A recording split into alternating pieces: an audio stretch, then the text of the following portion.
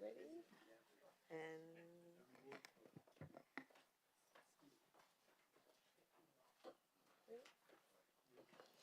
could you all please rise for the Right Honourable the Lord Mayor of Perth, Mr Basil Zemplis.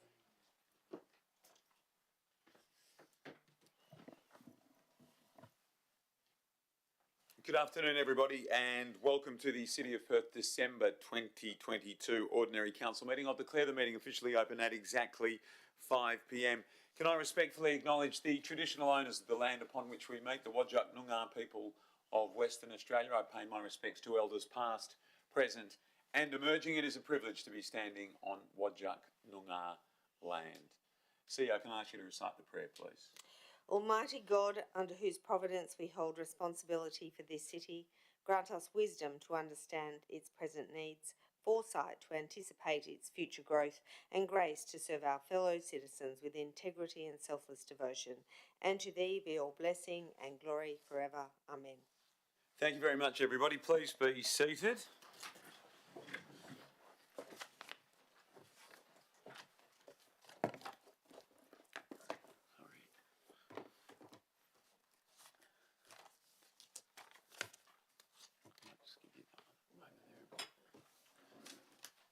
Pardon me while I just get organised. There's a bit of paperwork tonight, so just make everything spread out across the desk. Let's start with the standard announcement now about Council Policy 1.4. The meeting is being live streamed and the recording will be made available on the City's website following this council meeting. So item 3 is attendance, and in attendance with us this evening for sadly our final council meeting of 2022, Deputy Lord Mayor Liam Gobbett, Councillor Sandy Angie, Councillor Di Bain, Councillor Clyde Bevan, welcome back, Councillor Brent Fleeton.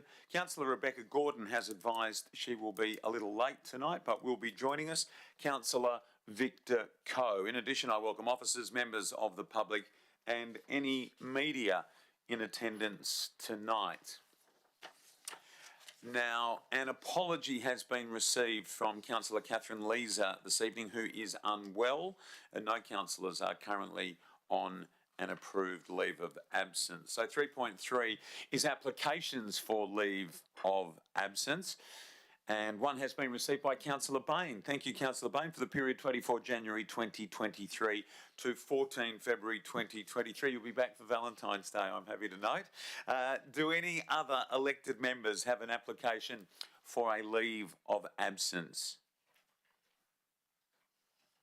I should think not, Councillor Bevan. I've been on the world's longest holiday. So in that case, we shall move on.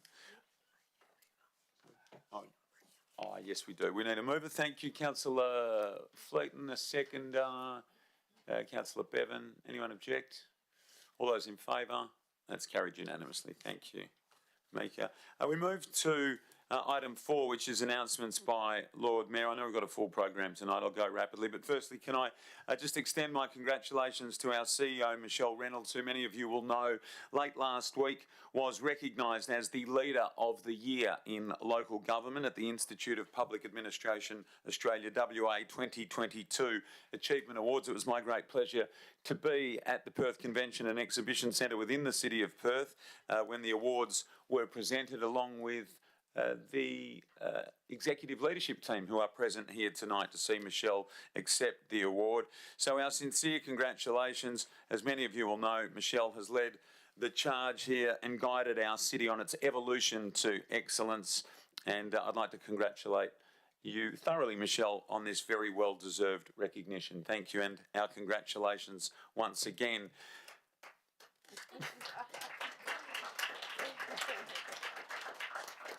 Thanks, councillors and all. The city continues to be really busy during this December period, and I'm thrilled that our figures from Saturday night capture the spectacular success of a number of events, and I just want to take a moment to highlight them. On Saturday night alone, the Elizabeth Key Fun Fair, Carols in the City, which saw Christmas carols return to Supreme Court Gardens, and grass return to Supreme Court Gardens for what it's worth. Wasso's Family Christmas Spectacular with a daytime show of 8,000 people at 2 p.m. and then the evening show of 10,000 people, and the continued Rio Tinto Christmas Lights Trail. There were over 20,000 people in our City of Light on Saturday night alone. And on Friday night, the Hawkers Market and the GPO lights installation continued to attract really significant crowds. So we're absolutely thrilled with the progress that we're making in this area. The city is busy, lots of families making their way into the city, which is exactly what we had hoped to create, that sort of environment. And that continues this weekend. The Rio Tinto Christmas Lights Trail continues, as does the Elizabeth Quay Fun Fair, fireworks, family-friendly fireworks, Saturday nights at 8:30. And the Nativity production is on this weekend at Forest Place with a beautiful backdrop of the GPO lit up with the lighting installation. That is Saturday and Sunday nights in Forest Place. I'd also just like to take a moment, as it is our final council meeting for the year, to acknowledge some of the work that has been done. We haven't got time for me to go through everything clearly, and lots of this will be communicated to our ratepayers and to our stakeholders in the coming weeks. But a snapshot of 2022, $5.5 million from our city to support business within the City of Perth. There were 566 new building permits and over 550,000 people attended city-led events. 1.68 million rubbish bins were emptied, 8.4 million containers were collected for change, and 17,000, nearly 18,000 plants and trees were planted. We've been working hard for you. 224 reports were considered by Council. 83% of inquiry recommendations have been actioned. And as a workplace, we recorded the best results in 5 years in our recent culture survey, with 93% of our staff saying the city is a good place to work. There are over 600 CCTV cameras keeping you safe, over 7,000 hours of cleaning and 12,500 hours of ranger patrols. And of course, this stacks up alongside our advocacy and our continued support of WA Police and our considered efforts in the homelessness space. And we don't do this for awards or recognition. What we seek is to ensure that our ratepayers and our stakeholders are satisfied and can see the progress that we are making. And I'm pleased to report that anecdotally that is indeed the case. But to win 2 bronze awards at the Perth Airport Tourism Awards, to win a WA Pinnacle Award at the Australian Institute of Management Excellence Awards, to be acknowledged at the Australian Apartment Advocacy Awards, to win 4 awards at the 2022 Awards for Planning Excellence. Awards for Wellington Square have continued to come thick and fast. We've been recognised by WA Records and Information Management Professionals Australasia at their Excellence Awards. And as I mentioned with Michelle, Leader of the Year in Local Government. It really has been a tremendous year, and I'm very pleased that we were able to celebrate, the Deputy Lord Mayor and I, along with all of the staff, at the staff Christmas drinks last Thursday at the very popular Henry Summer, again within the City of Perth in our entertainment precinct. And thanks to all of the staff who attended. It was a terrific night, and I was absolutely thrilled to see the camaraderie and the dedication to the city. It was a great night, and I was asked by many to pass on my thanks to elected members, so I thank you for your support. Just finally, it's important to note tonight that there will be a slight departure from the normal Christmas lighting theme on our lit up council house. Tonight we will be turning blue and white in support of the 2 Queensland police officers who tragically lost their lives in the line of duty. And a reminder, not that I think it's needed, but we stand in support of WA Police and police officers right around the country, and our thoughts clearly are with Queensland Police and the families of the officers who died in the line of duty. And may their memories be everlasting. That was very, very sad news indeed, and I thank the team here for pivoting so quickly to light up the building in blue and white tonight. We received a request from our friends at WA police, and only too happy to be able to assist. Let's go to item 5, disclosures of interest now. Disclosures of interest, CEO, can you please detail the interest which you have? Thank you, Lord Mayor. The following interests have been disclosed from Councillor Bevan in relation to item 11.4, City Planning Scheme 2. It's an impartiality interest, and he has had a telephone conversation with Bree and Mario regarding the matter. In addition to that, the Deputy Lord Mayor Gobbett and Councillor Angie each disclosed an impartiality interest in relation to item 11.4 as they have met with Bree Maddox, Mike Andrews and Mario Madafari prior to the agenda papers being issued to discuss this issue. And yourself, Lord Mayor, you have disclosed a direct financial interest in item 12.2 as West Australian Newspapers Proprietary Limited is owned by Seven West Media and Seven West Media is your employer. Thanks, CEO. Now, do any elected members have any further disclosures of interest from the floor tonight? Yes, Councillor Bain. Yes, Your Worship, I do. I too have an impartiality interest. Bree Maddox from the Court Hotel, item 11.2, she discussed or called me to discuss the item. Sam Lowe from the Swan Barracks called me to discuss the item. Paul Costoglo texted me to discuss the item, and an impartiality relating to David De Garis from the AHA. I was at an event on the weekend where he too was in attendance. Thank you very much, Councillor Bain. Are there any further disclosures? Yes, Councillor Angie. I've got an additional disclosure from last week, and on the same item, and again impartiality, I also spoke to Sam Lowe this week. Okay, thanks, Councillor Angie. Any further? While we're on it, Lord Mayor. Yes. Just copy and paste and make the same declaration. Same names? Please. Yeah. You might just want to go through them. Impartiality 11.4. Bree, Mr. Kotsoglo, David De Garis, but didn't get contacted by Mario and Mike, so I feel a bit left out. But, yeah. And Sam emailed me. Okay. You got those names? Yep. Okay. Sorry, I should say it's 11.4. I think I said 11.2. Sorry. Okay. Thank you. Councillor Coe. Yeah, thanks, Lord Mayor. I've also been contacted by Sam Lowe as well in regards to Amendment 41. So impartiality interest, please. Thanks, Councillor Coe. Anything further from any councillors? Hello, Deputy Lord Mayor Gobbett. Thank you, Lord Mayor. In addition to my declaration of last week, since then I had been contacted by Sam Lowe, and we discussed the matter 11.4. Thank you very much, Deputy Lord Mayor Gobbett. Any impartiality interest as well. Thank you. No one else? Thank you. So we're going to move to item 6, public participation, and 6.1 is public question time. CEO, have any public questions been received? No, Lord Mayor. Thank you, CEO. So we will move then to item 6.2, which is deputations. Moving to item 6.2, as I've mentioned. Now, usually, for the purposes of clarity, deputations are not heard at council meetings. However, I have permitted a deputation being heard in relation to item 17.1 as it was not part of the conversation at our agenda briefing session last week. So, I will now invite Pride WA representative Mr Chun Tan, who is speaking for the notice of motion in item 17.1, to come forward. Chun, hello. Can I remind you, please, that there is a 5-minute limit for deputations. Chun, if you would be so kind as to give us your name and your address, and then your 5 minutes will begin. Thank you very much. Chun Tan, 119A, Basing Hall Street, East Victoria Park.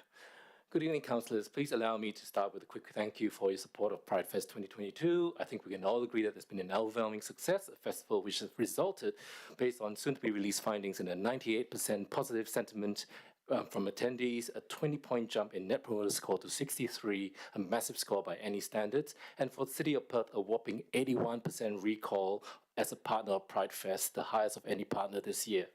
Pride WA's occupancy at 142 Lake Street, otherwise officially known as Northbridge Piazza, has had a major part to play in the success of the festival, with at least 7 events bringing vibrancy back to the very visible corner of Northbridge. 89% of survey respondents said that they felt very safe attending the event in Northbridge, a massive 10% increase compared to the last time the parade was held in Northbridge back in 2019. Given the widespread, not so positive public perception of Northbridge in recent years, I think we can all agree that Pride WA has demonstrated its ability to create activations which are enticing, inclusive, and safe. Which brings me to the reason for this deputation. Councillor Angie has raised a motion to permanently rename the Northbridge Piazza as Pride Piazza in recognition of the historical significance of Northbridge to the LGBTQIA+ community. For many in our community, including myself, who as a young queer man in the 80s sought a place where we could find safety in numbers to express who we were and to live as our authentic selves, Northbridge was that refuge, that safe space that we visited or lived in. It was, and still is, our Castro in San Francisco, our Soho in London, our Marais in Paris, and our Darlinghurst in Sydney. The cultural significance of Northbridge to the queer community could not be more significant, and its history with the community is just as notable as that of European and Asian migrant communities, if not just a tad more colourful, as you would expect.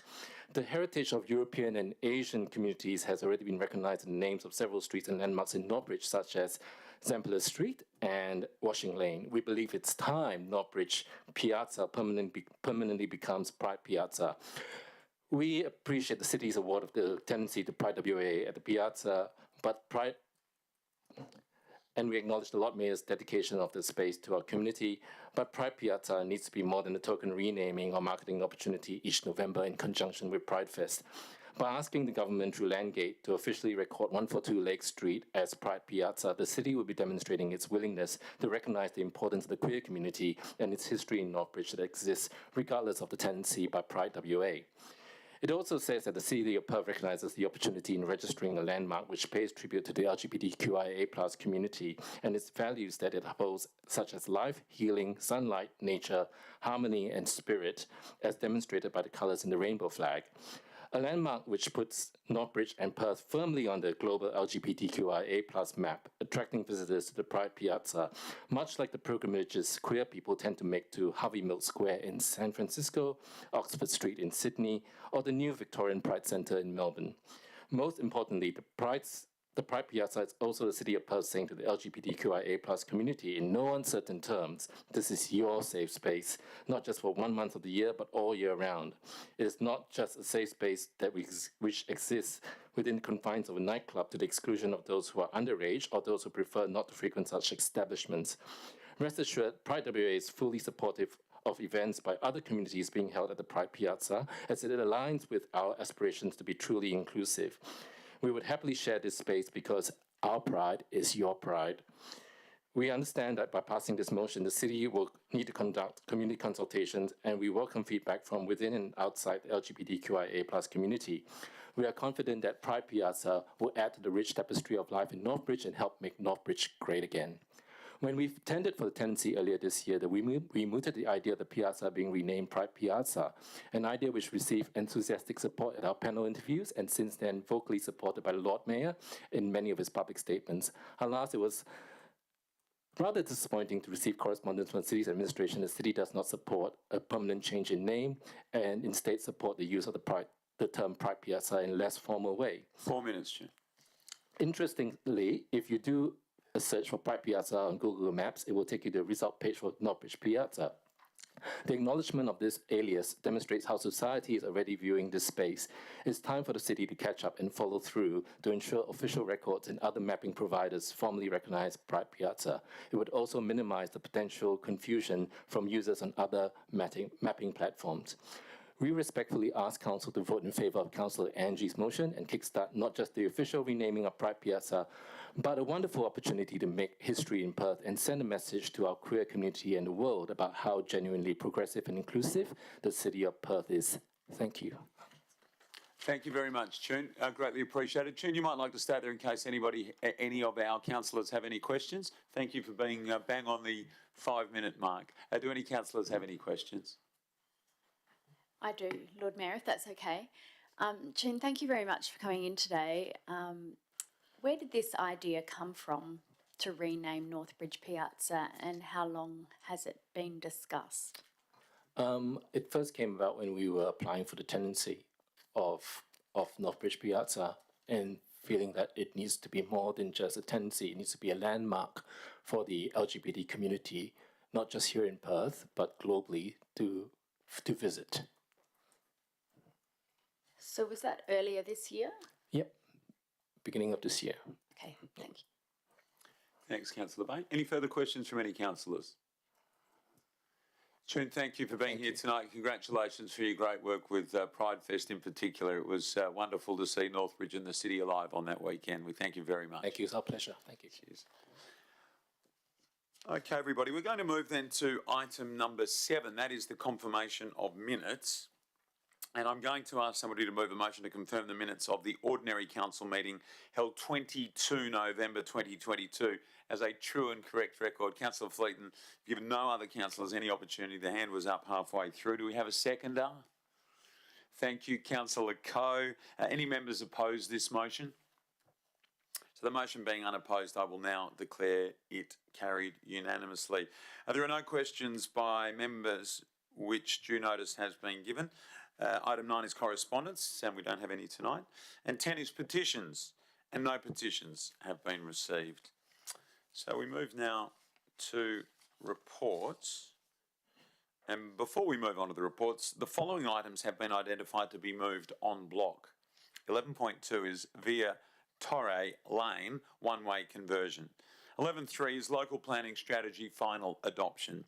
11.5 is the initiation of amendment number 49 to city planning scheme number 2 and amendment number 6 to local planning scheme number 26. 12.1 is the draft library strategy for 2023-2027 inclusive. 14.1 is the monthly financial statements. 14.2, the schedule of accounts paid September 2022. 15.1, 2021-2022 annual financial statements. 16.1, audit, exit, review and presentation of the audited financial statements for the year ended June 30, 2022. 16.2 is the City of Perth Strategic Risk Profile. 16.3, final scope for performance of ARC review. 18.2, Tamala Park Regional Council shareholding divestment opportunity. Do any elected members wish to extract any of the items I've just listed from the en bloc motion? Did you include 15.2? 15.2 is not included en bloc. So I'll move a motion that these items be dealt with en bloc. Could I get a seconder? Thanks, Councillor Fleet. Do any members oppose this motion? This motion being unopposed, I'll declare it carried unanimously. And I should say now that the recommendations of those items have now been passed en bloc in accordance with clause 9.2 of the City of Perth Standing Orders Local Law 2009. And the officer and all committee recommendations have been adopted by Council. So we're now going to move on to the reports which have been extracted for debate. 11 is Planning and Economic Development Alliance reports, and 11.1 is the specification of dog exercise areas, the Dog Act 1976. Would anyone like to move the officer's recommendation? Thank you, Deputy Lord Mayor. Do we have a second? Thank you, Councillor Fleeton. Deputy Lord Mayor. Anyone wish to speak for or against? Deputy Lord Mayor? Nothing from you? We'll put this one to the vote. All those in favour? Carried unanimously. Thank you. 11.2, Via Torre Lane, one-way conversion. That's en bloc, as we've heard already. As is 11.3, the local planning strategy final adoption. 11.4 is the city planning scheme number 2, final adoption of amendment number 41. Now, we have received a number of interests and we have heard those announced at the beginning of our meeting, and they have all been recorded. Thank you to the governance officer present. So I would now like to move an alternate motion for this item. The alternate motion that I am presenting is here. And it is as presented on the screen, which I know everyone in the room is able to see, and I will address it soon, so I won't read it, but again, noting as on the screen. Could I have a seconder, please? Thank you, Deputy Lord Mayor Gobbett. So I will give...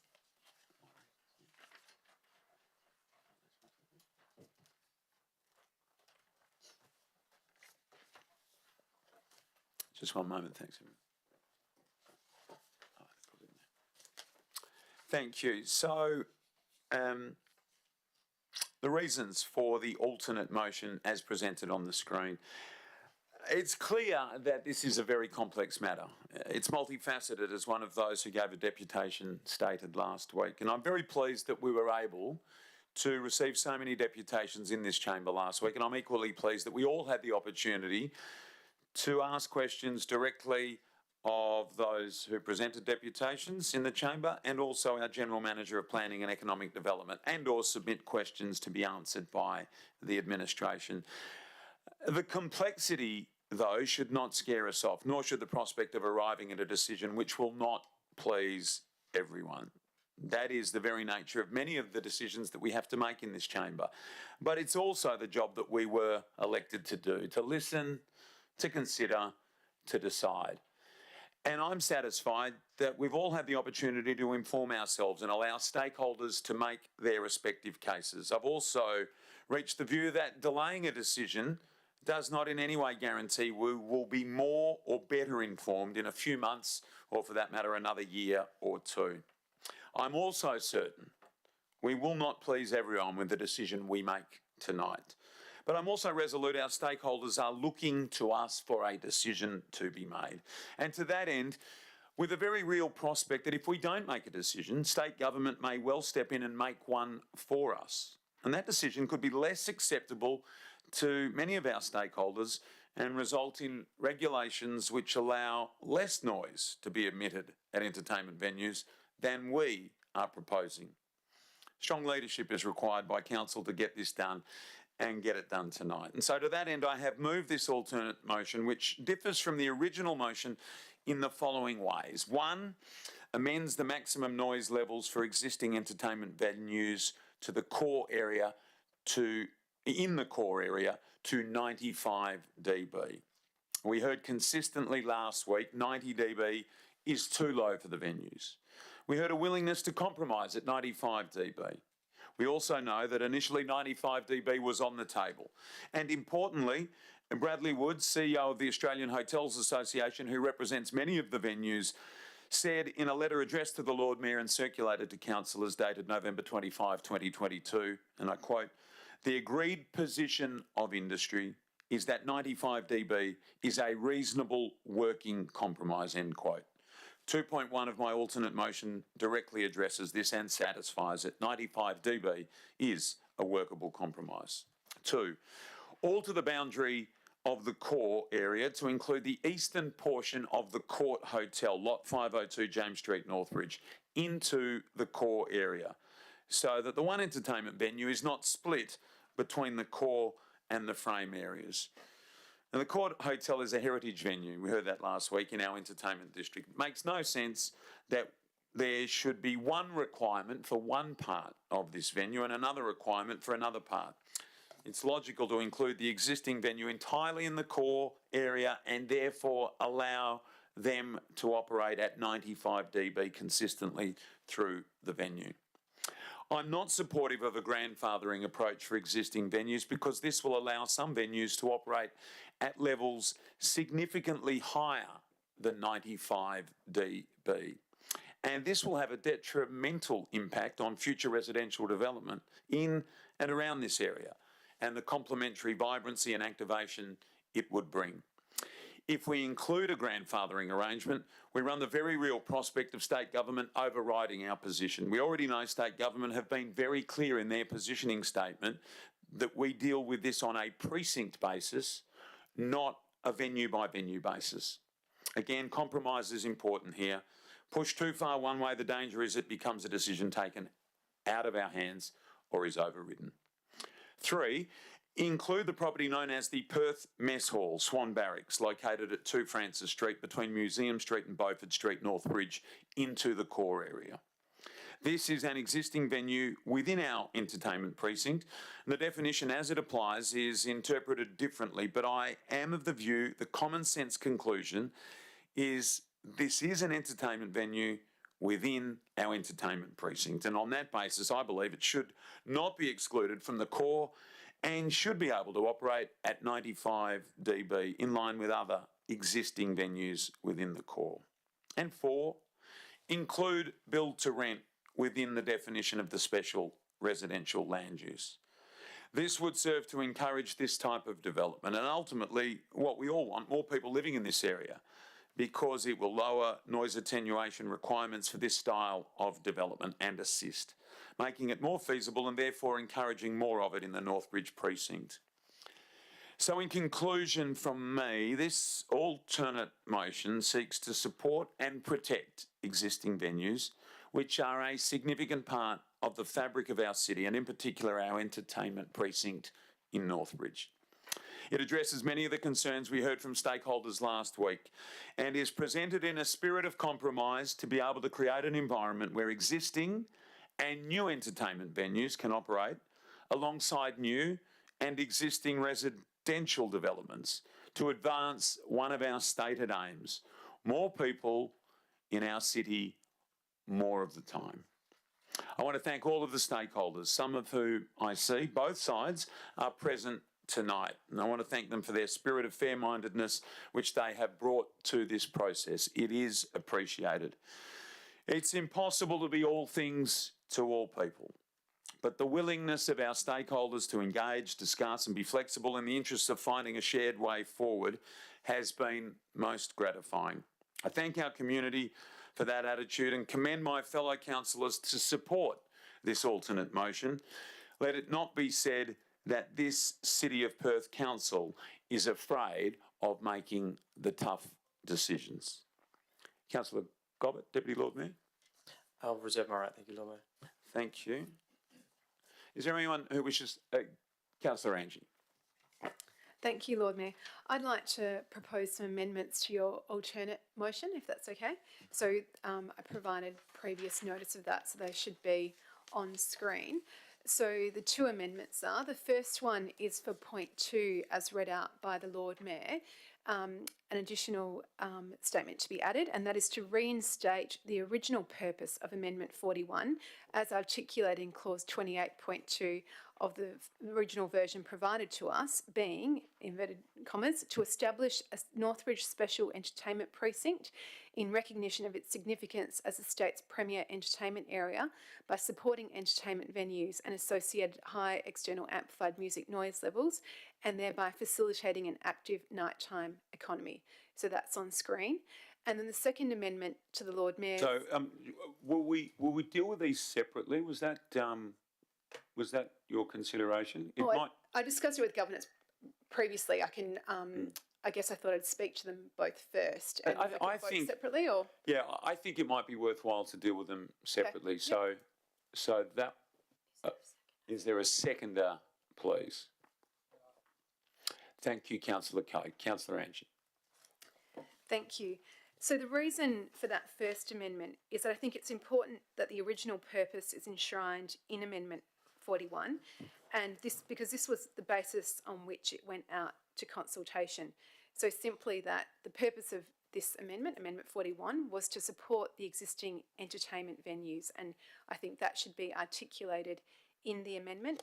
The current version removed that original purpose, and the wording of the objectives, which the administration said the reason the purpose was deleted was that it was covered in the objectives. The objectives don't actually say the same thing. So that's the very simple reason for that amendment, is basically to enshrine what the original purpose was for this. Okay, is there anyone who wishes to speak? Oh, Councillor Coe, sorry. Nothing else to add. Thank you. Anyone wish to speak for or against?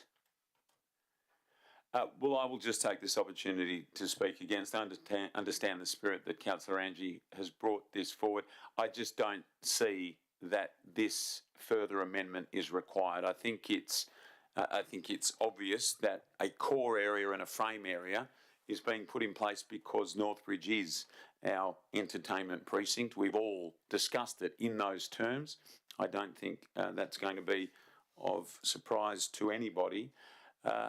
And also, I think this does address very clearly the existing operators and has concern for their businesses. I think we can be clear that it does address them because we are putting a position in place that elevates them to 95 dB as the existing business owners. So I'm speaking against the amendment on the basis that I think all of that has been satisfied. Is there anyone else who wishes to speak for or against? Councillor Angie. I guess just reiterating my initial statement. So in the original purpose as stated, it was to support the existing venues. That word support and existing venues has been deleted from all of the objectives and the purpose. So just for the sake of clarity and documenting the history of this amendment, I think it's important to have that purpose in there. Thanks, Councillor Angie. So we'll put this one to the vote. So this is the amendment, the first of the points. Are all those in favour?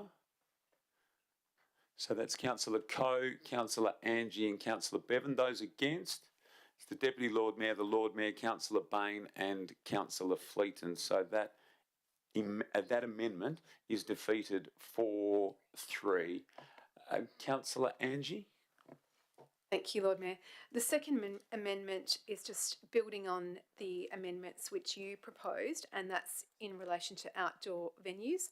So the amendment is on screen now, and that's to amend the definition of entertainment venue boundary in clause 28.6 by replacing the words its vertical extent shall be 4 metres above ground level and or floor level of the venue in paragraph 3 of that definition with the words only the horizontal extent shall be considered, and create a new register that captures these existing outdoor venues at the time of the approval by the Minister of Planning as you are proposing in relation to all existing venues. Thank you, Councillor Angie. Seconder, please. Thank you, Councillor Coe. Councillor Angie. Thank you, Lord Mayor and Councillor Coe. And so, as I said, I agree with you, Lord Mayor, that it's important to protect the existing venues with that higher rating and to enable them to continue their operations.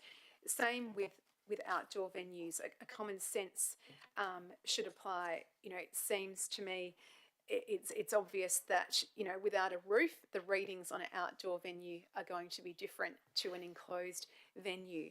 And so this was highlighted in the reports provided to us. So at page of the materials provided, so at pages 783 and 795 of the papers, that the sector did not support outdoor venues, the sound being measured in this way, that it would be detrimental. And this was also highlighted in the deputations. It was interesting to read all of the feedback and in particular that in the summary to say that the residents of Northbridge are pragmatic and tolerant of their neighbourhood. And interesting to note as well in the questions that I raised that have been answered by the administration, when we look at the level of complaints in other neighbourhoods of the city of Perth, many are actually significantly higher than Northbridge. So the highest number of noise complaints each year on average over 5 years is actually, it seems, from the Perth CBD with 152 complaints. West Perth, 35 complaints per year on average, East Perth 91, and in this data, 38 from Northbridge. So I think people buying into Northbridge know what they're up for. They're buying in because it's a lively entertainment precinct. And actually, in my notice of motion later on in the agenda this evening, I looked at the census data on the population of Northbridge. And interestingly, it is a very young population in Northbridge, median age of 31%. And interestingly, 63% have never been married. So I don't know, that may or may not suggest it's people that like getting out and about and enjoying the nightlife of Northbridge. You know, we have great weather in Perth.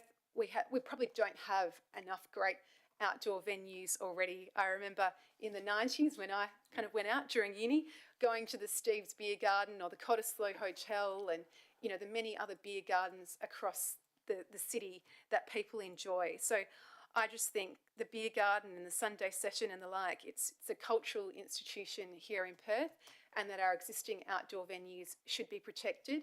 And I don't think the current version of this amendment, and based on the feedback, the current version of this amendment does not protect them adequately.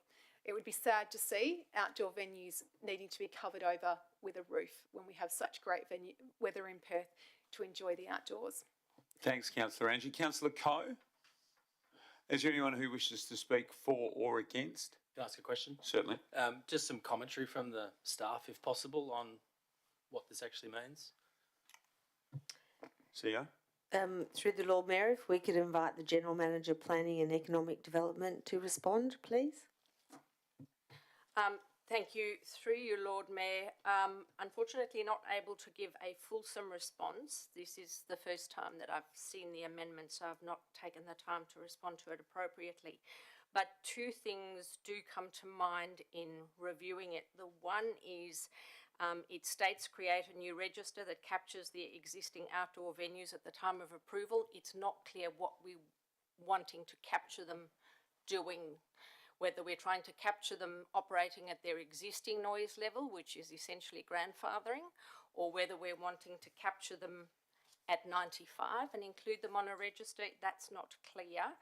And secondly, what this is asking to do on the face of it is change a definition, but actually what it's doing is changing the whole way that noise is measured, where it's measured from.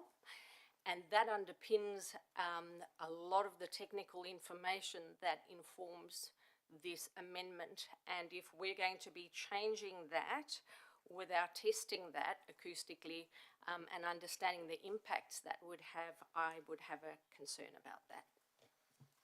Thank you, General Manager. Is there anything further? Anyone wish to speak for or against? So I'll speak against, again, understanding the spirit with which Councillor Angie has brought this forward, but I have already mentioned that I'm not supportive of a grandfathering approach for existing venues. I think this will allow some venues to operate significantly higher than what we've heard is the compromised position as stated by the Australian Hotels Association of 95 dB. Existing beer gardens and outdoor venues will be looked after. They will be, if this goes through, at the compromised level of 95 dB, which, as I've said, is stated by the Australian Hotels Association as a workable compromise. They're their words, not mine. So for that reason, I'm not satisfied that the amendment is needed and therefore would be voting against it. Is there anyone else who wishes to speak for or against? Councillor Angie. Just responding to some of those comments. So that amendment simply says that it's not measuring from where there's no roof. So that 95 dB that you just mentioned, which was what the Hotels Association said was the compromise, that would still, with that amendment to the definition, be measured at the boundaries of the beer garden. But common sense would kind of say that, you know, if there's a wall and a roof on closed-in venues, that obviously if there's no roof, then it's a different situation and they won't be able to meet that 95 dB requirement on the at 4 metres above the ground level. So just reiterating, that would still, with that amendment, the 95 dB would still apply at all the other faces of that venue. In relation to the other comments mentioned by the General Manager, that wording in terms of creating a register, to be honest, I cut and paste that from the Lord Mayor's amendment in relation to existing venues just to create consistency. So it's very similarly worded to the amendment proposed by the Lord Mayor in relation to existing venues. It just accounts for this difference for outdoor venues which don't have a roof. So just, yeah, reiterating the comments from before that I think it would be really sad and detrimental to our city to lose these great outdoor spaces. Thank you, Councillor Angie. So I'll now put this amendment to the vote. This is the Amendment 2 as proposed by Councillor Angie. All those in favour? Councillor Coe, Councillor Angie and Councillor Bevan. Those against is the Deputy Lord Mayor, the Lord Mayor, Councillor Bain and Councillor Fleeton. So Amendment 2 from Councillor Angie has been defeated 4-3. So we return now to the substantive, and we are asking for anyone who wishes to comment for or against, noting that the Deputy Lord Mayor has reserved his right. Councillor Coe. Just a question, actually, Lord Mayor, thanks. And thanks for the amendment as well. I guess all of us have been reading up on how sound works in the city. If we approve this today, the city planning scheme number 2, when is it due again for review? CEO? Through to the General Manager, Planning and Economic Development, please.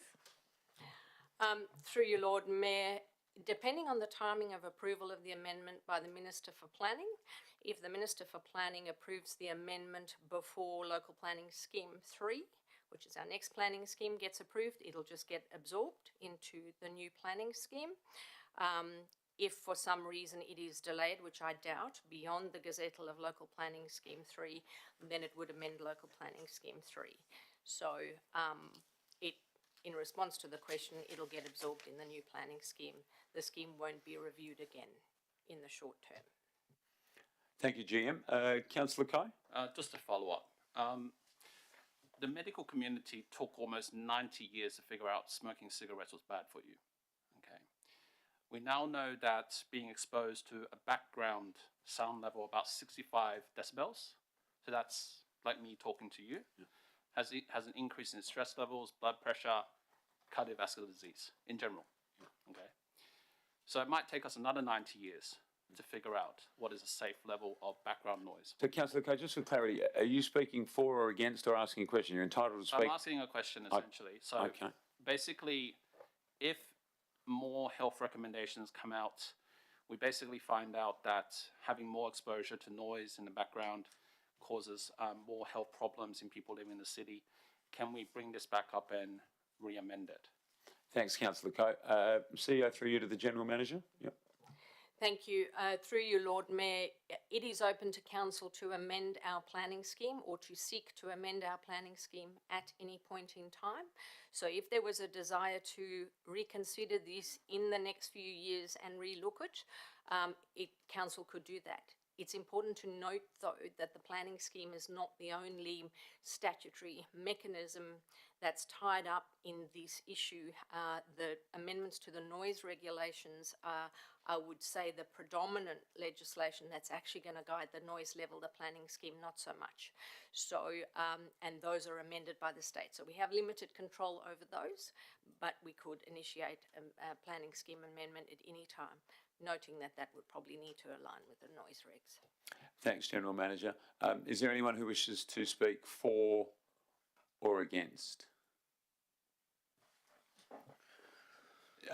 Councillor Fleeton. Sure, I'll speak for your proposal, Lord Mayor. So super complicated issue. It's probably been the most complicated thing I've had in my time as an elected member. And I've tried to keep my approach pretty simple.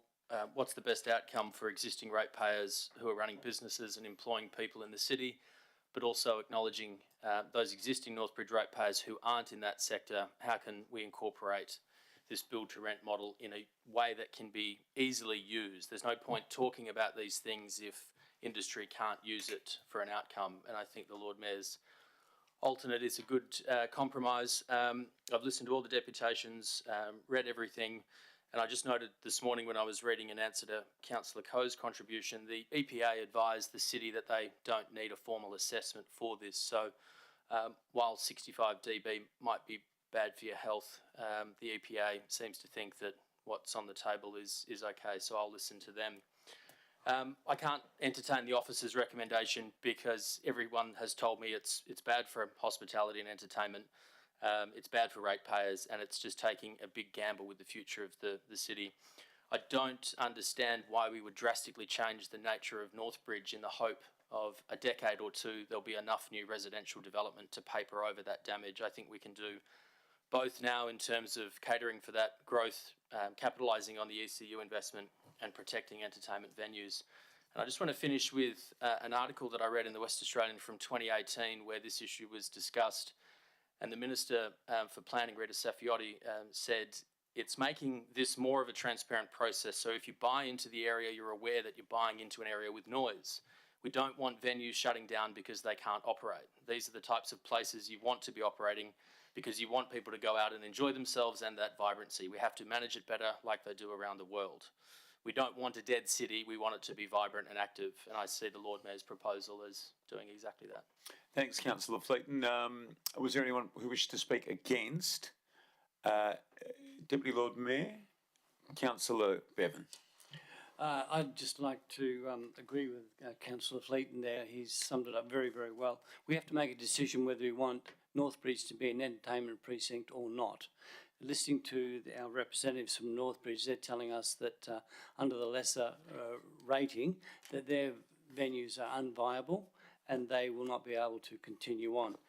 So I believe that we're making a decision. Do we want this to be an entertainment precinct? I do. I believe that development needs to develop some technology so they can cope with the volumes that are going to be put out in music and so on. So I am very much in favour of this being an entertainment precinct. Thank you, Councillor Bevan. Deputy Lord Mayor. Thank you, Lord Mayor. I just wanted to briefly acknowledge the administration on this matter.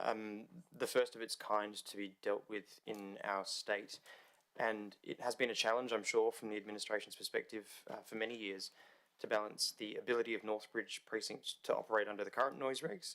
So this in itself is a huge achievement for our staff. We need to absolutely provide clarity to the development industry, entertainment industry, residents, businesses, and we can do that tonight. There's no benefit in deferring the matter to a later date. Our next council meeting is well over 2 months away, and I think delaying would put the city in a potentially risky position, taking control out of our hands. I think it's worth also noting this is fundamentally a land planning issue, and the state could very well, of its own volition, determine a lower noise limit. That for me is still a risk here, if I'm being honest. What we know from reading through the submissions and listening to the deputations, that there are very many varying different positions from local businesses, residents, and the development industry. I doubt all of those views will ever align at any one point. But as you quite rightly stated, Lord Mayor, we need to find a reasonable working compromise. We need to balance the points of view, and we need to arrive at a point that is respectful of the negotiations that have been undertaken. I see that including the expanded court area and the Perth mess hall lots just make sense. It's not, I think it's a good outcome to not split the boundary for a venue, and to also include a venue that frequently has events that's better to be suited in the core area rather than fall foul of the need to apply for noise regulation exemptions. I think this is, on the whole, a better outcome. I appreciate that there is a view to have a lower noise level for adjacent or near adjacent residential developments, and building costs have been discussed, but that fundamentally for me is a commercial consideration, and I'm not letting that factor too heavily on my decision. I think the 95 decibels is a sensible outcome, and I'm more than happy to support the alternate motion. Thank you, Lord Mayor. Thanks, Deputy Lord Mayor. Councillor Bain. Thank you, Lord Mayor. I'm supporting your alternate tonight. Sounds like an elegant compromise. My concern is about the unintended consequences of our decision tonight. I acknowledge the many years of the work that the administration has put into this subject, and I can see how challenging it has been. In the past week, I've witnessed a flurry of emails, amendments, and concerns from both sides of the debate, and it makes me very uncomfortable. In aviation, there's a saying, if in doubt, don't. But I'm backing your judgment, Lord Mayor, because I can see how animated you have been to get a result tonight. You have worked tirelessly to come up with what is an elegant compromise, and I just hope it's the right one. Philosophically, I'm for keeping the music going. In the words of Rihanna, don't stop the music. So I'm very much ideologically aligned. I have firm beliefs that not just as Northbridge, but as the capital city of Western Australia, we must support our entertainment venues and our businesses. So I am supportive of your alternate. Thank you, Councillor Bain. Was there anyone else who wished to speak for or against? Councillor Angie. Thanks, Lord Mayor. While I would have liked to have seen the amendment go a bit further to for outcome for outdoor venues, I'm supportive of the alternate proposal that you've put forward at 95 dB. As you rightly pointed out, that's the agreed position of the industry, that that's a workable compromise. And as I noted before, it was good to hear that, you know, in the submission summary, that the Northbridge residents appear to be very tolerant and pragmatic about current noise levels, and, you know, are happy with their neighbourhood. And, you know, as evidenced in the number of complaints being relatively low compared to other areas in the city. And obviously it makes sense to not halve the Court Hotel and to include, you know, the whole of the Court Hotel in the core, and equally include the Perth Mess Hall. So thank you, Lord Mayor, for proposing that alternate motion. Thanks, Councillor Andrew. We might be a few moments away from finding out whether we are unanimous in that view, particularly around those last 2 points. I'll just end by saying also, and adding my thanks to the administration for their hard work, in particular the General Manager of Planning and Economic Development. This has fallen in her portfolio, obviously, and there's been a considerable amount of work done. So to Dale Page, thank you to you and your team for the very significant amount of work that has been done. And can I also acknowledge Officer Rob Farley, who I know has worked tirelessly on this issue. And to Mr Farley, thank you. Is Mr Farley here tonight? Thank you. We acknowledge you, Rob, and your dedication to this task. Thanks to Councillor Bain for choosing those very elegant words, elegant compromise. And I think compromise is the key. And so again, I say to those stakeholders in the room today, thank you for coming to the chamber last week and for engaging with us with a spirit of compromise in mind. And as we've heard, it is difficult to be all things to all people.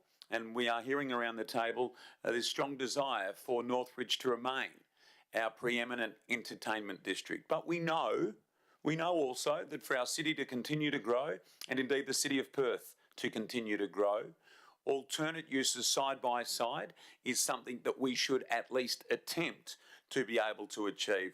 And I'm very pleased that what we are about to put to the vote attempts to put that framework in place.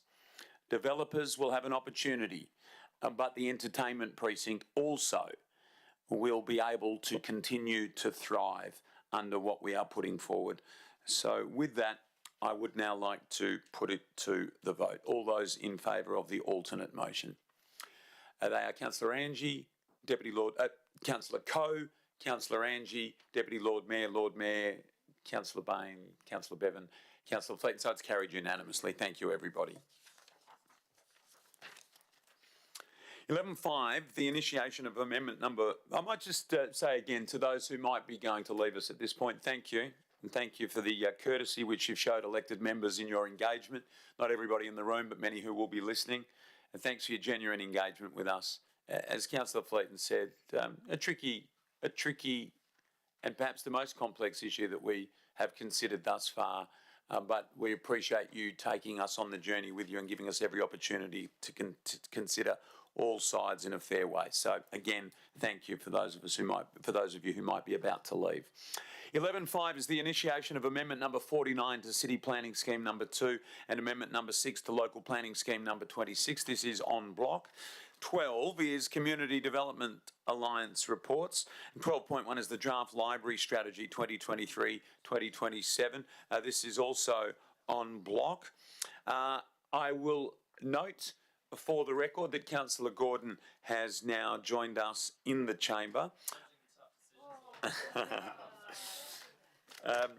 At this point, I will remind everybody that I have declared a direct financial interest. So I will invite the Deputy Lord Mayor to come forward to chair. Thank you very much.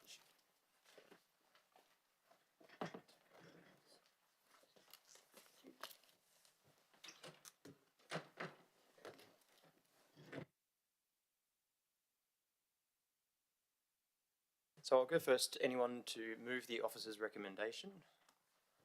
I move Councillor Bain, seconded Councillor Fleeton. Thank you. Councillor Bain, did you wish to speak? No. Councillor Fleeton? No. Anyone speaking for? Was that a hand up, Councillor Angie? No. No. Anyone against? Anyone to the motion? I'll put the motion then. Those in favour? Carried unanimously. Thank you. Please invite the Lord Mayor back in.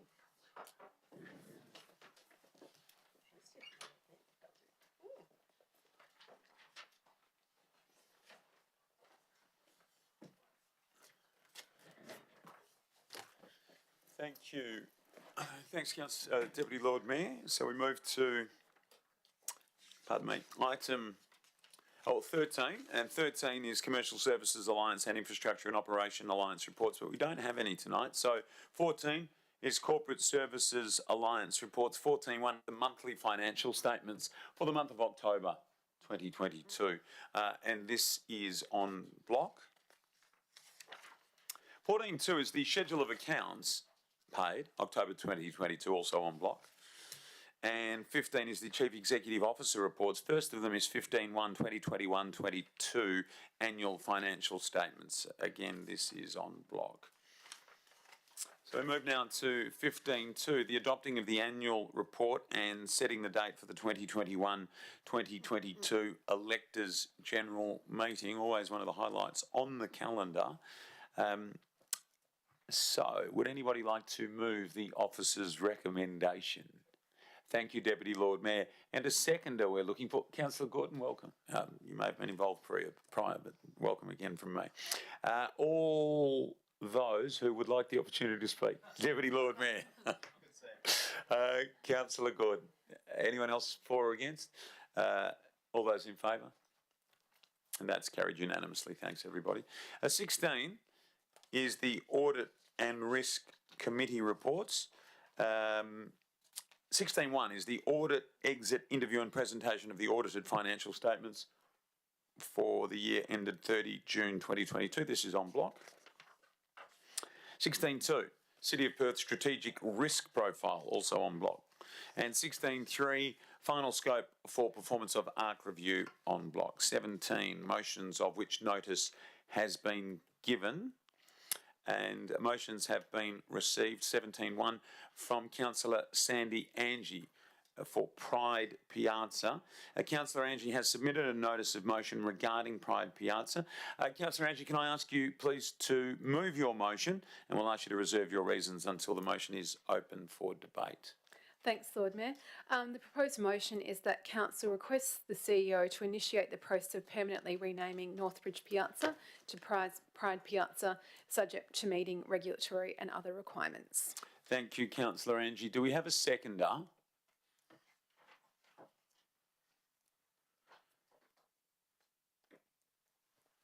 Thank you, Councillor Coe. Councillor Angie.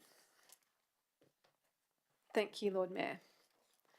So the City's recent announcement of temporarily renaming Northbridge Piazza to Pride Piazza reaffirms Perth as a national leader for celebrating and championing diversity and inclusion. Let's make it permanent. I refer in my notice of motion to a recent article that notes from Brooklyn to Bristol, streets, buildings, landmarks, laneways are being renamed in celebration of modern values. It's important, say the instigators, because it shows who society chooses to honour. Like all of our city neighbourhoods, Northbridge has changed over time and continues to change. Very briefly, the area was first settled in the early 1830s and was known variously as North of Perth, north of the line, and over time became Northbridge. It became known as a multicultural precinct, its European connections reflected in street names such as Zemplis Street, Viatoré Lane, Caculas Crescent and others, while its Asian connections are celebrated in the Chinatown precinct. Today, a wide variety of array of cuisines can be found in Northbridge, Mediterranean and Asian. Of course, Northbridge is now Perth's main nightlife district, and we've just endorsed that just a short time ago as our premier entertainment precinct for the state. It's also the home of WA's Pride Parade, and we heard from CEO of Pride WA earlier on the great success of the Pride Parade just earlier this evening, and how I think it was 98% satisfaction rate and 81% recalled City of Perth as a partner. Northbridge is also home to Australia's longest running gay club and potentially the longest running gay club in the Southern Hemisphere, being Connections. And above all, as I said before, Northbridge is constantly evolving and is owned by no particular group. And I think this is quite clear in the 2021 census data, which shows in the notice of motion that I provided a breakdown of ancestry, top responses, so English 22%, Chinese 13.7%, Australian 12.9%, Irish and Scottish 5.7 and 5.6 respectively. As I noted earlier, the median age is 31, so it's a young population, and it's a population that I think, as I've mentioned before, 63.6% never married, so, maybe drawn to Northbridge for the nightlife. Open spaces, obviously in Northbridge, Northbridge Piazza is a smaller urban space, a newer urban space. Of course, there's also Russell Square, Yagan Square.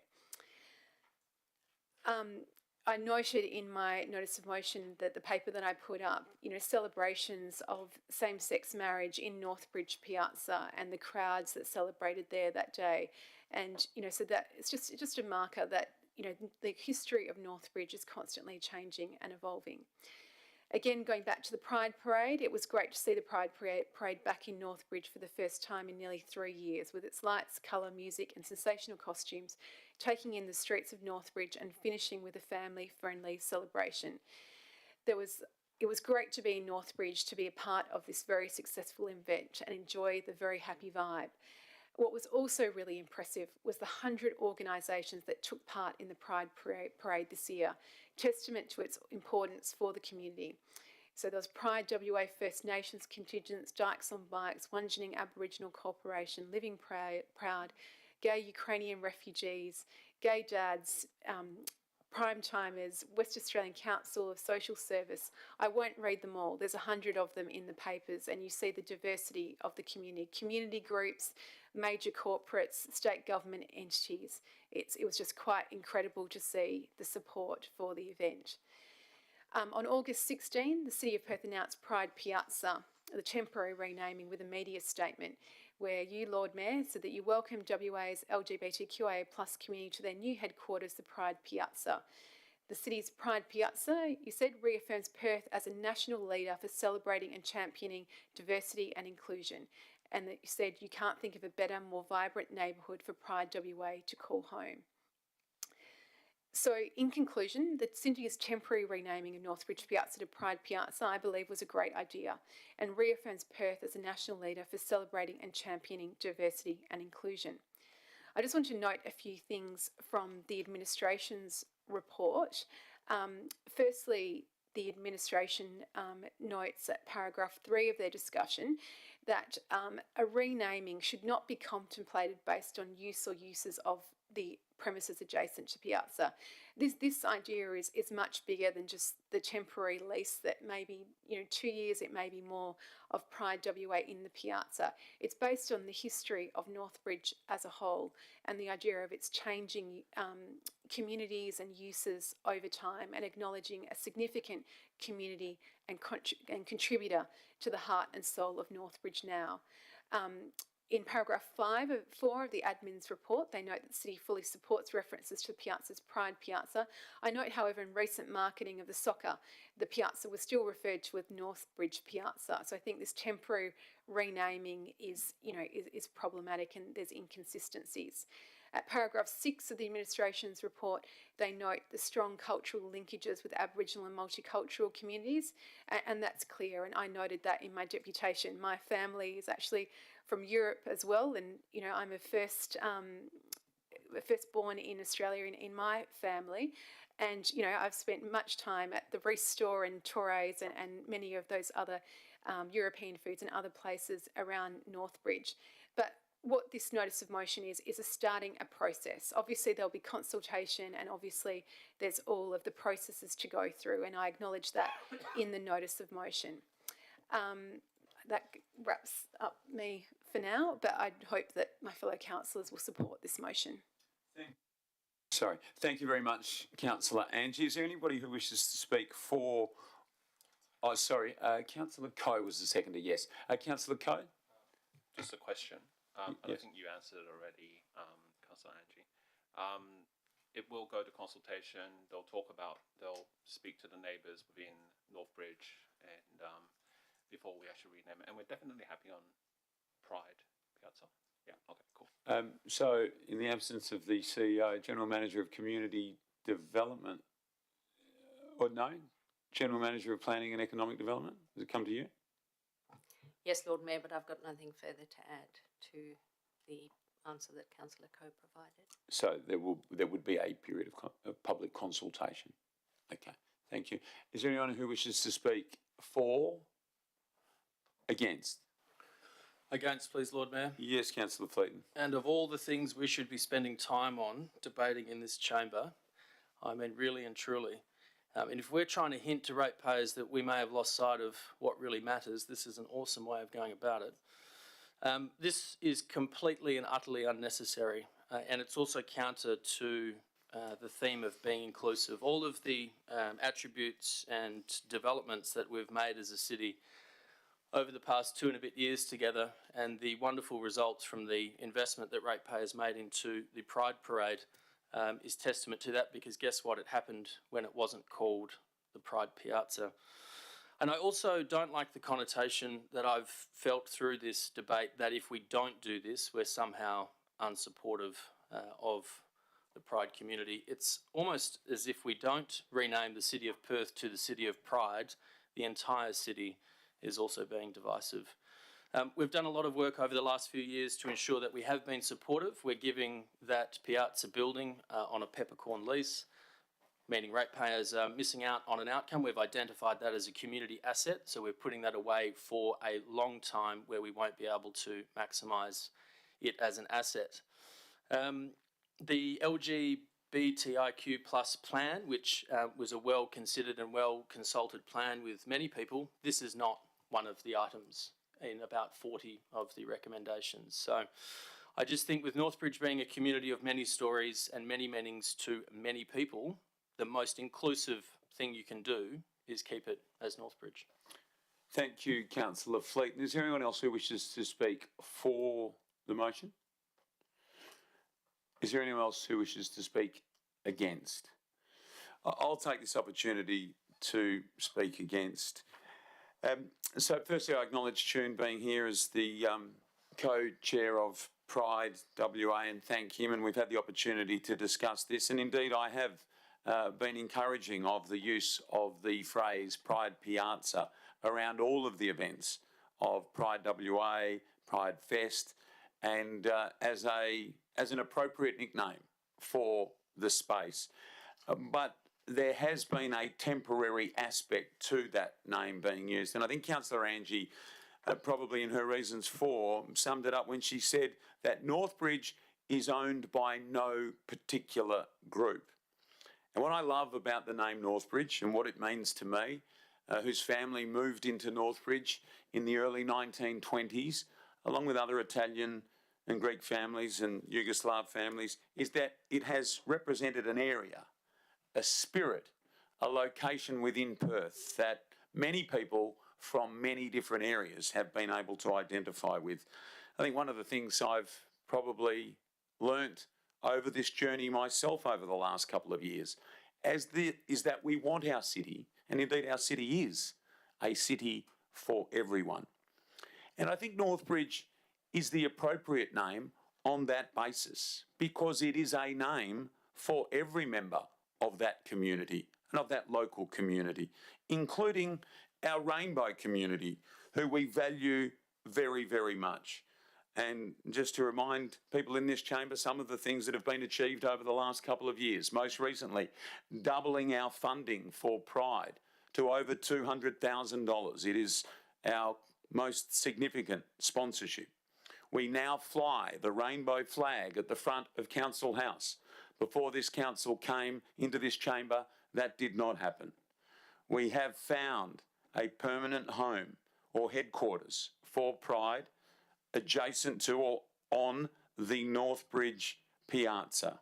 And of course, the LGBTQIA plus advisory group, which is heralded and championed and which I'm very pleased to be able to say I have attended many meetings for. And I think this demonstrates our genuine commitment to the rainbow community in the city of Perth. And I'm very proud of the work that we have done. Voting against it does not mean I do not support the rainbow community. It simply means that the name Northbridge Piazza, in my mind, is the most appropriate name for the piazza that occupies the corner of James and Lake Streets. As I've said, my family has long history in this area. I know what Northbridge meant to me as a young lad. I know what it means to my 94-year-old father. I know what it means to many of his family and friends, and indeed many generations that have come forward. And I distinctly remember staying at my grandmother's place at number 96 Lake Street, which was sadly and tragically bowled over for the construction of the Northbridge Tunnel. And I remember the time in the late 70s and early 80s when the Greeks and the Italians had new friends. They were the Vietnamese and the Chinese community. And I have enjoyed seeing the evolution. And now the Rainbow community, the fact that they feel right at home in Northbridge is a wonderful testament to the enduring legacy of the area as an area for everyone. And for that reason, I feel that Northbridge Piazza is the most appropriate name, and will be voting against Councillor Angie's notice of motion. Is there anyone else who wishes to speak for or against? Councillor Angie. Thanks, Lord Mayor. This proposal doesn't take away from anyone else and their significance and attachment to Northbridge. Via Torre stays, Zemplis Lane stays, Chinatown stays. That's all there. This is about a city that's constantly evolving and being progressive, and this is not something that's unique to Perth. It's a worldwide movement. Just last week, we saw the City of Melbourne put forward a proposal to build or create 3 statues of women in their city to address a similar kind of concern of, I guess, creating more equity in the places and spaces in our city. As we drive through our city, a lot of the streets are named after men of hundreds of years ago. There's all those existing names. They all stay. As I said, the Basil Lane, the Zemplis Lane stays. Who knows? We could create a Basil Lane in the future.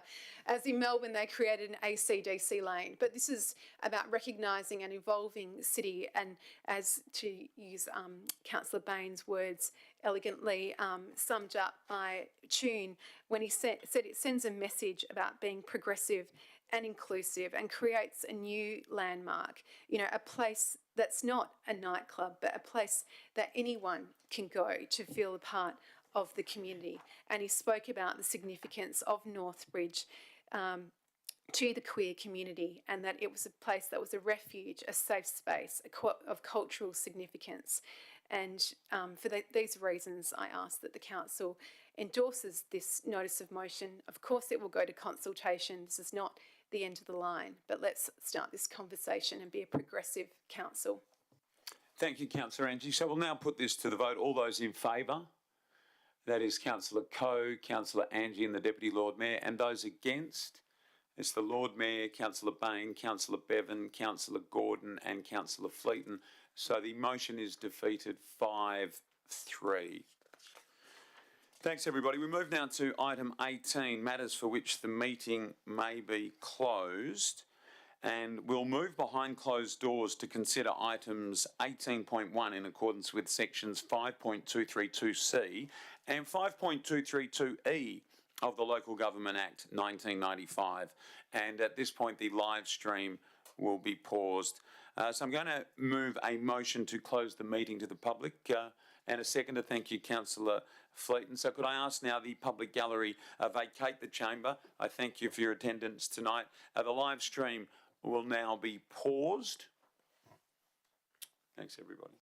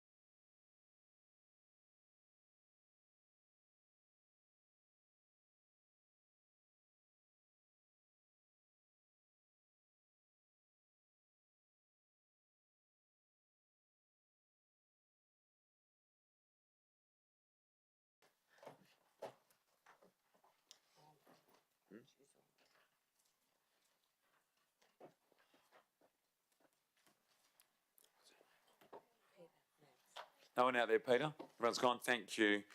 So item 19 is urgent business, and 19.1 is the RSL request for support for Anzac Day.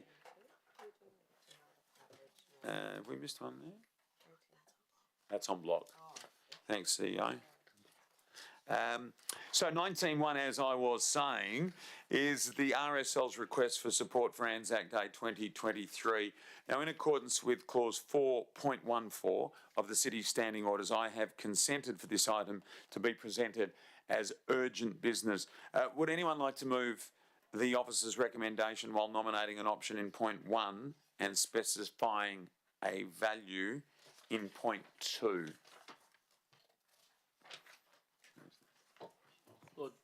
Lord Mayor, if I may, what's the city recommending? Yes, that's a very good question, Councillor Fleeton. Thank you. CEO. So the city's not really in a position to, well, it's given you 3 options. And so the first one is to look at a version of event sponsorship using the mechanisms that are available to us, but that would only be to a maximum of $30,000 because that would be 2 grants plus the possibility of a fee waiver. The second option is really, because there is no budget, that we would seek your approval or agreement to fund the contribution of $98,400 for the event fees and other costs, and also approving a $51,600 in kind assistance. And finally, you might decide not to support at all. Okay, well, I might move the officer's recommendation, then option 2. And that is approving a funding contribution of $98,400 for the RSLWA for event fees, and B, approving the $51,600 in kind assistance for the RSLWA for event fees, such as open air car park fees, banner hire, on-street parking and activity approval fees as written. And the above option is consistent with the RSLWA's request as outlined in the attachment 19.1A, seconded by Councillor Fleeton. So I just reserve my right to speak for just a moment, but I will ask a question. Could we get some clarity as to why this matter is back before us when my recollection is that this had been something we'd discussed at council previously? This particular request is coming up because the RSL actually didn't nominate in the 2 grants rounds. Mm-hmm. But if you're suggesting, have we committed to the RSL and the Anzac Parade? Yes, we have, as is stipulated in the paper over many years. Mm-hmm. This matter, I met with the CEO of the RSL on Friday. Mm-hmm. He provided this written letter seeking some consideration, and so I think we've moved very swiftly to find a solution to a challenging situation. Okay, so am I right to say that there was some form of oversight, was there, on the part of the applicant? Correct, and if I could maybe invite the General Manager Community Development to give you some specifics around that. GM? Thank you. Through the Lord Mayor, the applicants were contacted via email, and it appears that there was some issue at their end. So an application was not received for the event round. Thank you. Thank you. CEO, have you got these details there? But we have supported Anzac Day and the Anzac Day Parade in the city financially and in kind for many years. Am I correct in saying? Yes, Lord Mayor, that's correct. Thank you. And do we have the amount to which we supported them last year? So perhaps that's what I was confusing earlier. But do we have the last year amounts? Oh, we do, Lord Mayor, and actually it's on page 4 of 7 of the report, which takes you through from 2011-12 to 2021-22, and the amount that has been provided each year. Mm-hmm. And for the record, last year's amount, please? Last year's amount, 21-22, was $125,000, including $51,600 in kind. Okay, so option 2 would be roughly consistent with that. Yes, Councillor Angie. Oh, that was my question. With option 2, it says funding contribution of $98,000 and in kind of $51,000. So that would be about $25,000 more than last year, or is it the 98 less the 51. Can you just clarify? See ya. No, it's, sorry to clarify, it's 98 plus 51. So that's 25,000 odd more than last year. Correct? Yep. And just the other question was, obviously there's, applicants, we don't generally offer recurrent funding, but there's applicants that we kind of know are going to come in every year. Does the city admin have a process of just checking in with people to see if they've lodged their application when we know that we've got like the regular, Good question. Yeah, see ya. If I could invite the General Manager Community Development to comment, please. Through the Lord Mayor, we have a process that is very clear about having a consistent approach for all individuals. So we go out and market the rounds that are available. We have a newsletter that people can apply to so that everyone is getting the same message. And we also have an approach whereby all applicants' details, that where they have submitted an application previously, they are provided the same email all the way through. So that is our approach in terms of letting people know. So I note that at the moment we've had questions. I've reserved the right to speak. Councillor Fleeton, you were the seconder.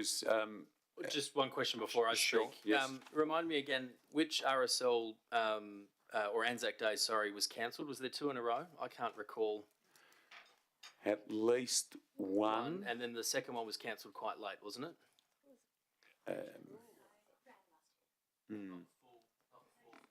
No, that's correct. Correct. Spectators were discouraged, or yes, it was a small, and the dawn service.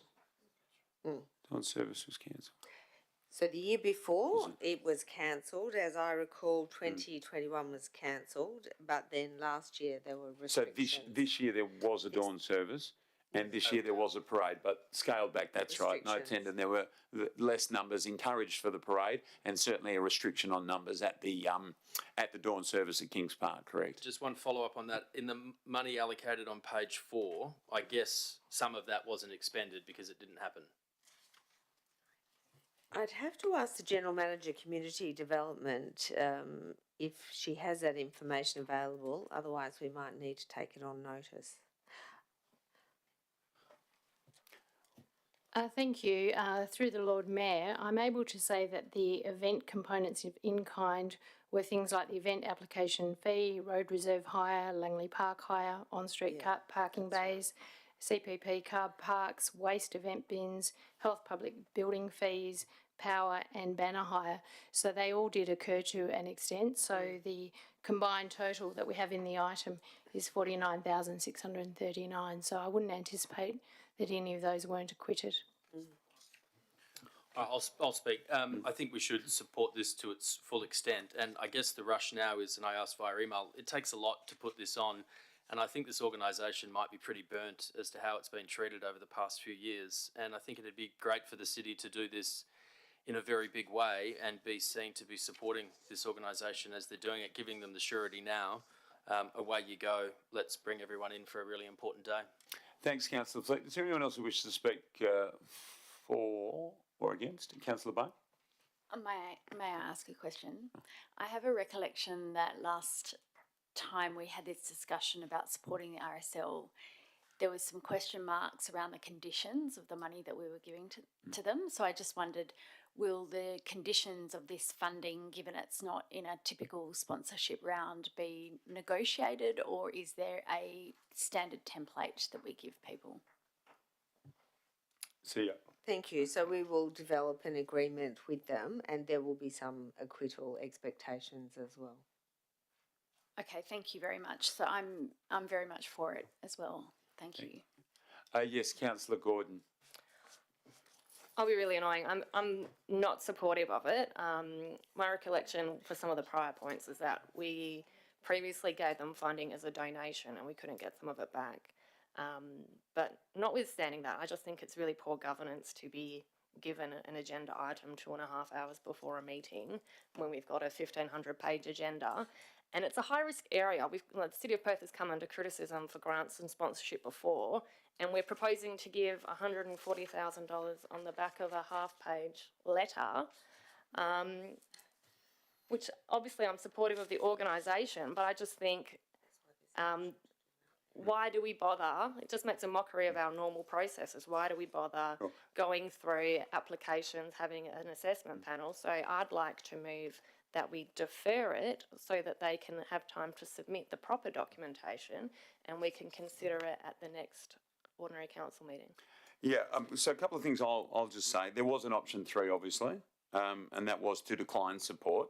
So I don't want to decline support. I'd like to move a yes, deferral, and what I would say to procedural motion. yeah, no, understood. And I guess what I'd also add to that is that we don't meet again at OCM level until February, and we already heard from some of the points made by Councillor Fleeton, and Anzac Day ticks forward. I think you don't debate a procedural motion, it just, the motion. There is no procedural motion. She said when she was opening, she's speaking against it. No, procedural motion No, to you defer. can't say at the end of your speech. Then You can for a procedural motion. Okay, so we'll just come through the chair. We'll just come through the chair, please. So, all right, Councillor Gordon, that has been acknowledged. Let me just check the couple. You said you were speaking against. It's a procedural motion, so it's dealt with differently. So my understanding is the procedural motion has been moved. We're going to need a seconder, but we don't debate a procedural motion. So do we have a seconder? You've already spoken. It's procedural. She can't second a deferral It's motion if she's procedural. spoken. Hang on. The decisions get made up here, Councillor. Thank you. Yeah, so Councillor Bain, you've spoken, so you therefore cannot second it. So do we have a seconder? So that's the end of the procedural motion. So we return to debate those for or against. Yes, it might be worthy. It might be worthwhile. CEO, have you got anything to add to what we've heard so far? Just in relation, Lord Mayor, to some of the issues that the RSL are experiencing at the moment, the timing is very regrettable, but as you can see, the city only received the letter on Monday, and that was after meeting on Friday. The RSL this week will be hopefully locking down their other major sponsor, which is Lotteries, and it was actually put to the RSL, could we reconsider this closer to February? But they need to now enter into agreements with some of the providers, so they themselves can't afford to take too much time with the deliberative process.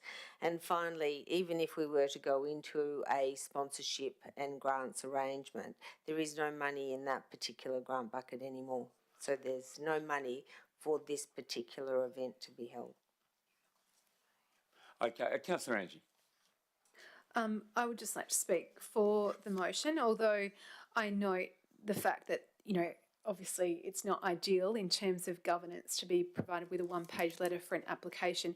However, clearly this event has a very long track record in the city of Perth, and they've diligently filled out their forms year after year after year. But I think one thing that this does highlight and is that, that we should be giving terms, 3-year terms, etc., for events such as this, to save the time of the applicant in filling out the forms, which is considerable, and to prevent things like this happening. And I think it would just be easier for everyone involved. It would relieve time from the volunteers of the applicants who have to fill out the form.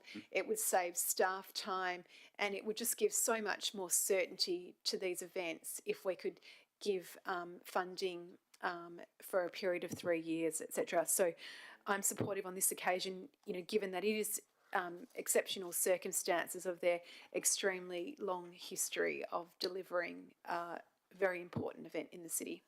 Thank you, Councillor Angie. Is there anyone else who wishes to speak for or against? With that, I'll close, and I agree, nothing much about this is ideal, but less ideal would be the City of Perth not supporting Anzac Day and the Anzac Day Parade. I note that we have already mentioned tonight we support the Pride Parade to the tune of in excess of $200,000. My recollection of our support of the Christmas pageant is in excess of $100,000. This is an amount for the Anzac Day Parade which is comparable, and it is, although the circumstances are not ideal, I heard what Councillor Gordon said about risk, but in my view this is the RSL and it is Anzac Day, and therefore the risk is low, and the greater risk, in fact, would be to us as an organisation not to be supportive of the Anzac Day March in 2023. We'll put this to the vote. All those in favour? And that is carried unanimously. Thank you, councillors. So we move then to the end. But before we say goodbye, I'm going to thank Mika Weavers from our governance team, whose role within the organisation, as we know it, changes for 2023 and beyond. So Mika, from me personally and from all of the elected members and indeed all of the administration who you've supported greatly on the fly and on the run often, it comes thick and fast at the ordinary council meetings and ABS. Thank you for your support, and in particular thank you personally for your support of me in that role and me in this role. It's been greatly appreciated, and we wish you all the very best. And we note that you will be within the organisation in a slightly different role, and we wish you all the best. Thanks, Mika. And with that, I will now declare the ordinary council meeting closed at 6:51 p.m. A Merry Christmas, everybody, and a very Happy New Year. Tell everyone to go and see the Christmas lights. The Nativity's on Saturday and Sunday. Fireworks every Saturday night. I know it off by heart. Thanks, everyone. Could you please all rise for the Right Honourable, the Lord Mayor of Perth, Mr Basil Zemplis.